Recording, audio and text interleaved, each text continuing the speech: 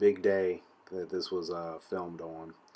It was day 18 of Squatober, and it was an AMRAP day. For people that don't know what that means as many reps as possible. So no real uh, pre-exhaustion or uh, just plenty of warm-ups. So I supersetted seated leg curls with leg extensions. Just get a lot of blood into the muscle, kind of get it ready for the work that it was about to go through, which was working up to 90% of my 1 rep max for as many reps as possible.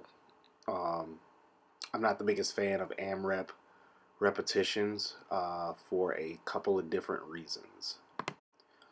One, I think from a bodybuilder standpoint, you start to sacrifice form for more repetitions, which can lead to injury, um, especially when you're dealing with max loads like 90% and above. Well, hell, even 80% and above. That's what I would consider a max load.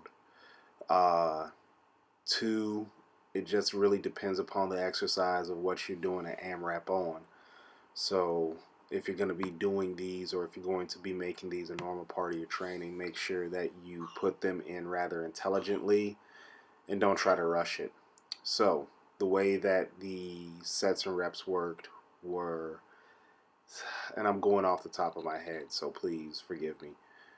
I think it was 65 for 5, 70 for 3, 80 something for 2, 85 for 1, and then 90 for as many reps as possible, which 90 for me was 365. This was a 65-pound squat bar, or a 55-pound Texas squat bar that I'm using rather frequently during my training during this month. So that it all felt heavy. It all felt heavy. Warm-ups felt fine. Um, and the couple of sets that were led up to that 90% felt fine. I'm always thinking when I'm descending, like down, down, down, down, down, explode up, down, down, down, explode up. So we get to this set right here, which I believe was 345, if I'm not mistaken, or something around that. 345, 315. Sorry, I can't count this morning.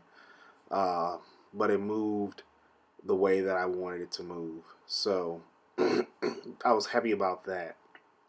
Now, I need you to keep in mind I hadn't had anything more than 315 on my back since 2017. So this was a little bit of a challenge for me. Again, I'm not a great squatter anymore, even though I did powerlifting.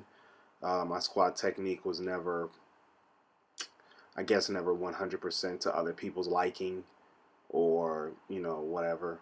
But in any event, I was happy with the way a lot of the weight moved. So as you can see here, this is the set with 365. I had a little bit of trouble getting it out the rack. So I probably need to set the stoppers down, or the rack height a little bit lower, rather.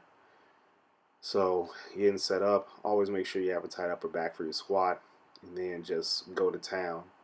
Um, like I said, I'm not the best squatter. I lean forward a lot, very, very Steve Goggins-ish, but he got the job done. So, but 4 reps.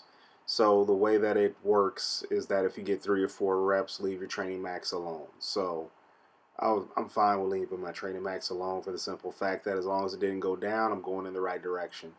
Could I have done 5? Could I have done 6? Yeah, but it would have been a grind. So there you go.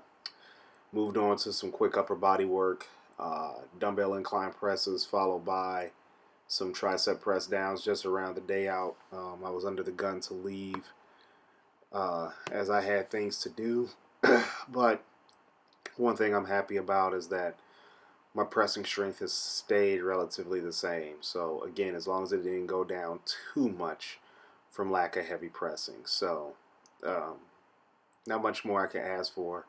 Squatober is very much a minimalist program, nothing big, nothing fancy. Definitely not for any type of competing bodybuilders unless you want to change up or anything like that. So that's it. Day number 18 in the books. I believe it's the weekend that this weekend is closing out. We just rested. So Monday we start again, which is tomorrow. So thanks guys for watching. If you got any questions, comments, concerns, please leave them in the comments. And Squatober continues. Thanks guys.